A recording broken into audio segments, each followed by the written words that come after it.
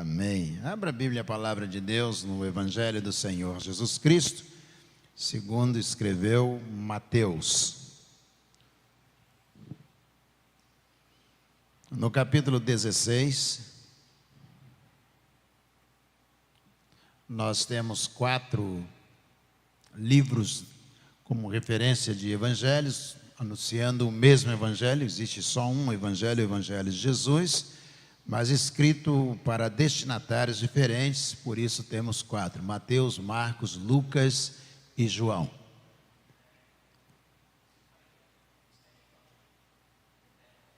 Opa, repete por favor. Mateus 16, a partir do versículo de número 13.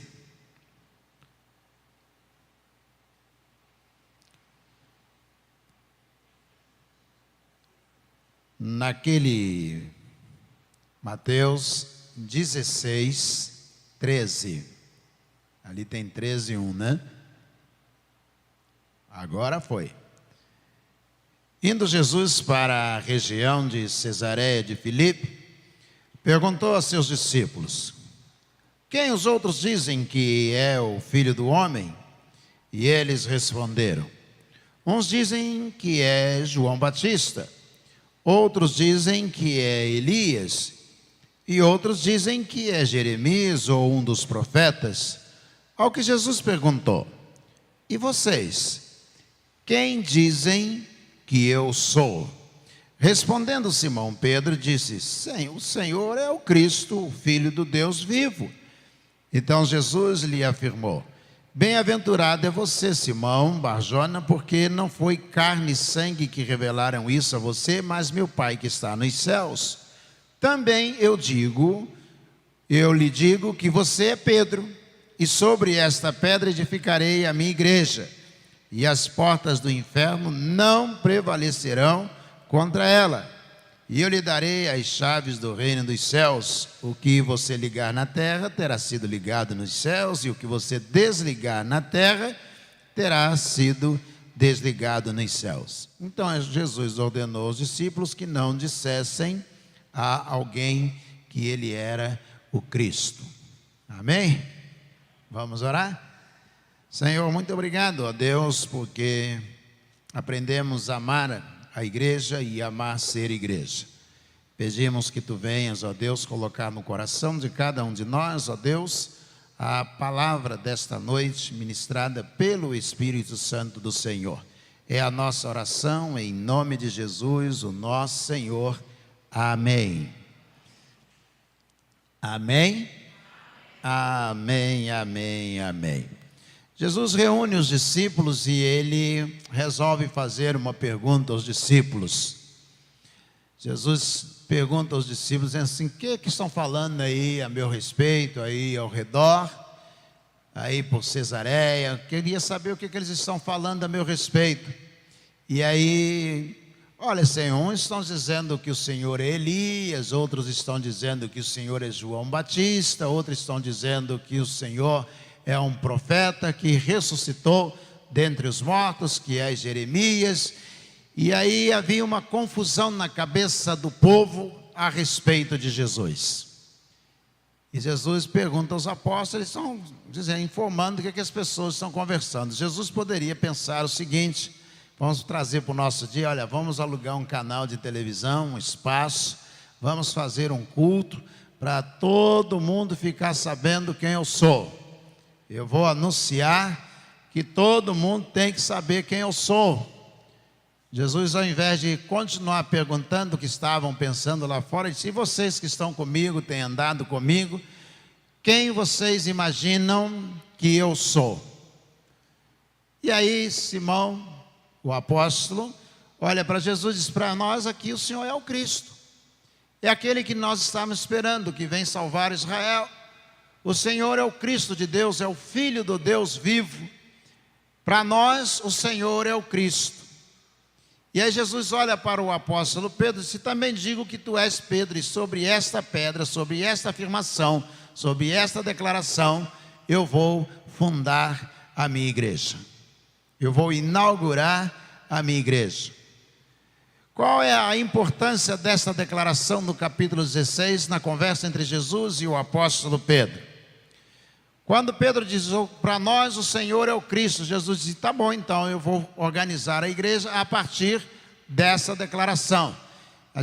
Algumas teologias entendem que, alguns teólogos, entendem que Jesus está falando que ia organizar sobre Pedro.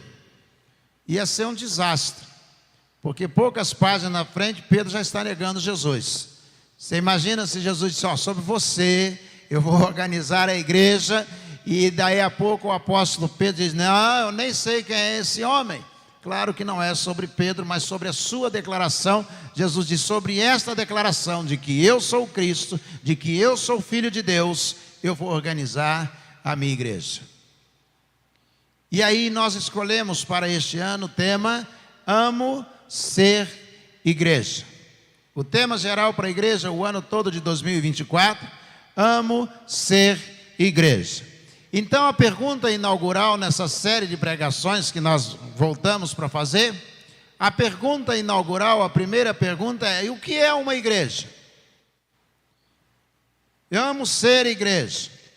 Nós temos o conceito mais errado, mais confuso a respeito de igreja. Cada denominação pensa que o seu grupo religioso é a igreja. Não é isso? Os batistas pensam que existe uma igreja batista. Os metodistas acreditam que existe uma igreja metodista. Os presbiterianos acreditam que existe uma igreja presbiteriana. Os congregacionais acreditam que existe uma igreja congregacional. Nós somos partes da igreja de Jesus Cristo que reunimos-nos sob determinada denominação. Vou repetir. Nós somos parte da igreja de Cristo e nos reunimos sob determinada denominação.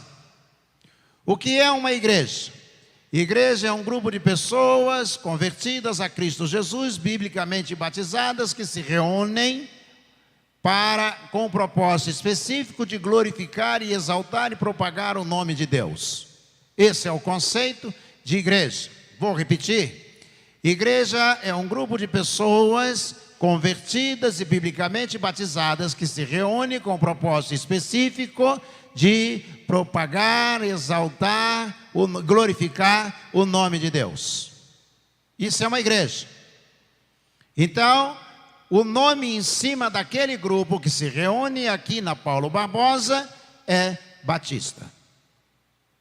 Ali, Metodista Eliana, lá à frente, Metodista, isso chama-se denominação. Não é a igreja, é parte da igreja do Senhor. Por que parte da igreja?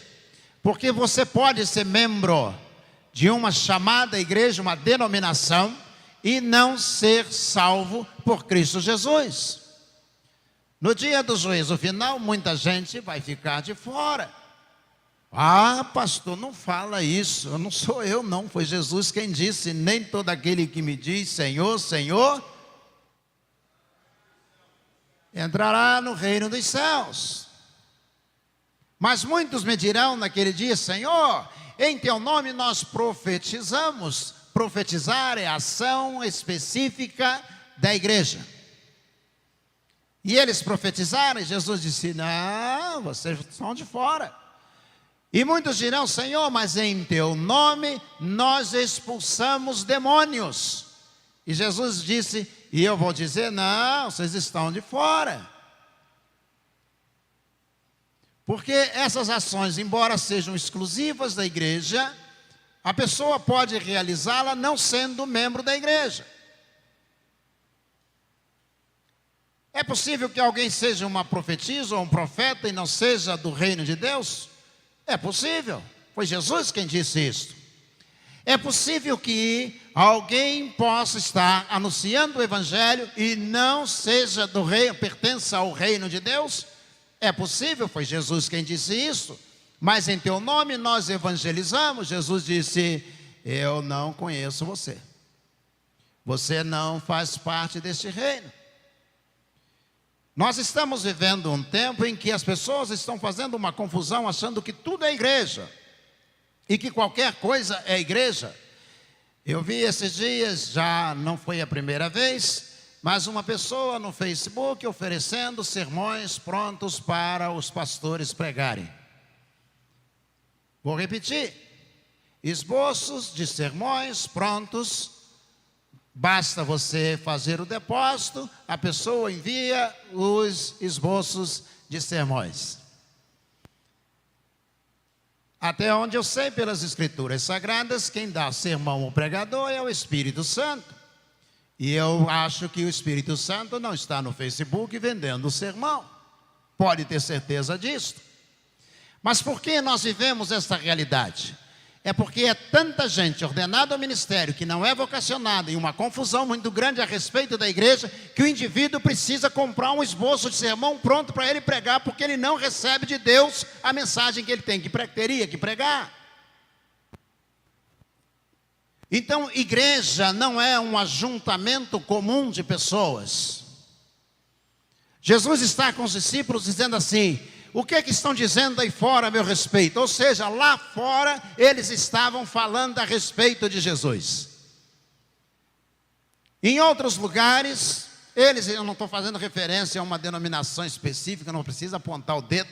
Lá fora eles estavam falando a respeito de Jesus. Jesus disse: o que eles estão falando aí a meu respeito? Olha, lá no lugar tal eles estão dizendo que o Senhor é Jeremias que ressuscitou. Outros estão dizendo que o Senhor é João Batista. Outros estão dizendo que o Senhor é o profeta Elias que voltou. Não é que eles não estivessem falando de Jesus. Eles estavam falando, mas estavam errados.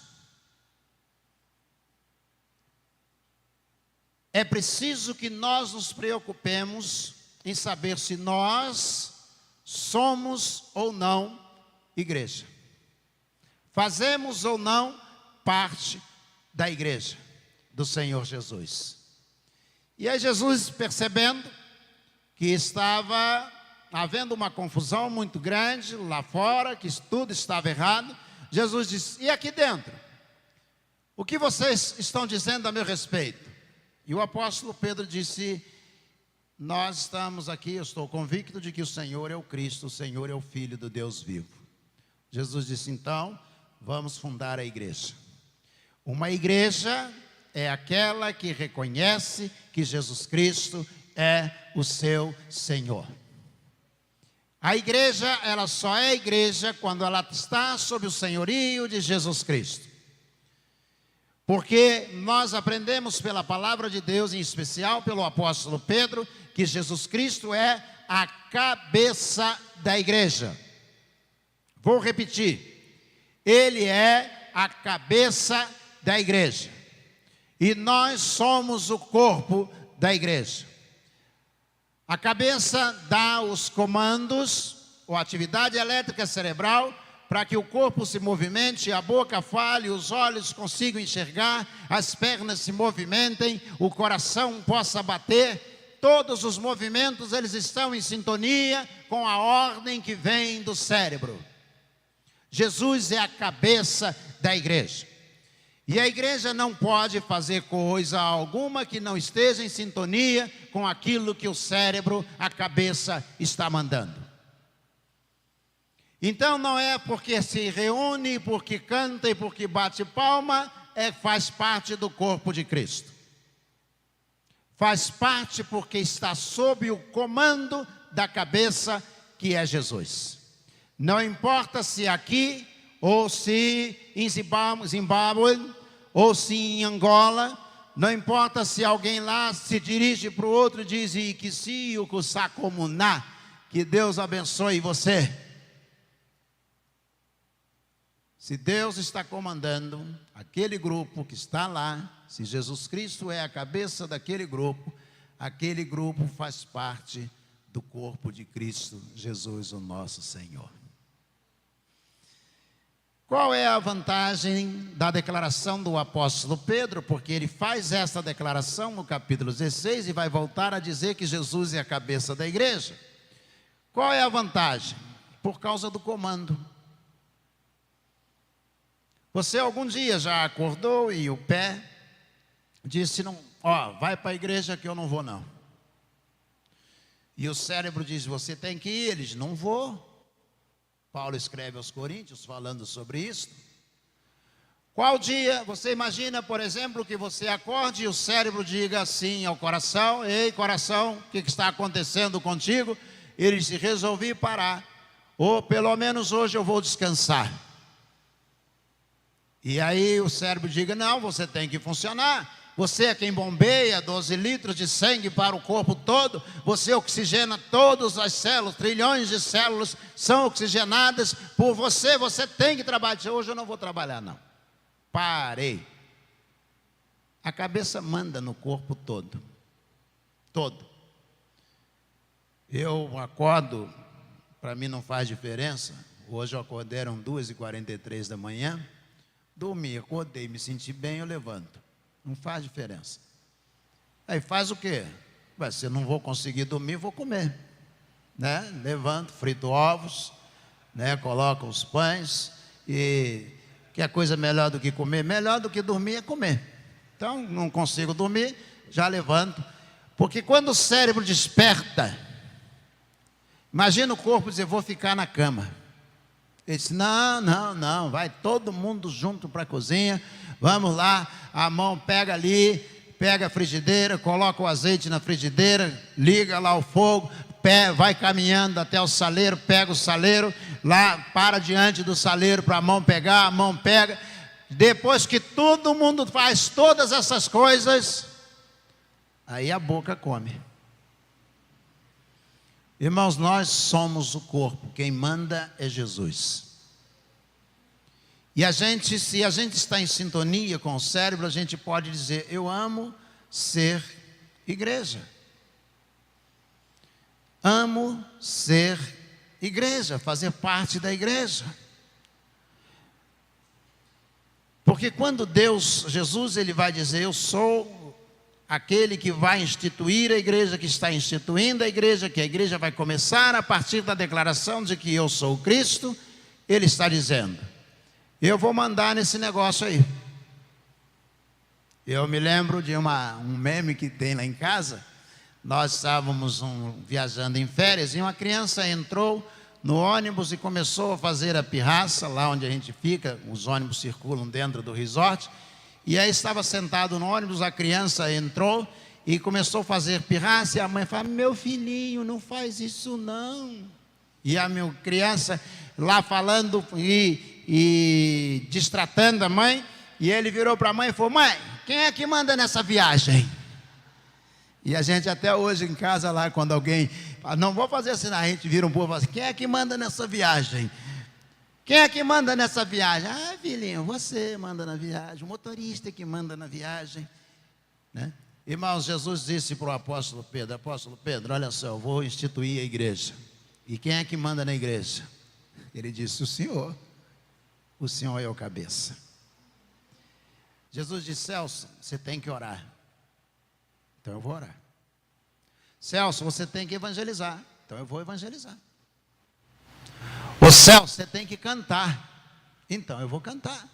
Ah, mas a sua voz é muito feia. O problema é seu. Jesus que me deu a voz que eu tenho que cantar e eu vou louvar a Ele.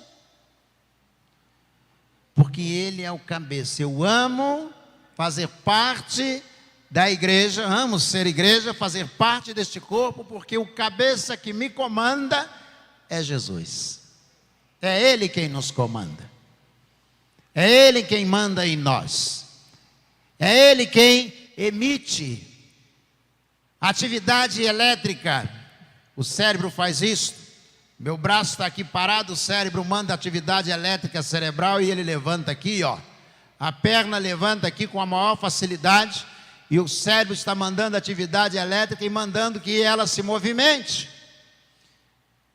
A cauda do neurônio que está na nossa cabeça, que são as células do sistema nervoso, a cauda dela se chama axônio e ela é formada por dendritos, ela tem espaço na formação.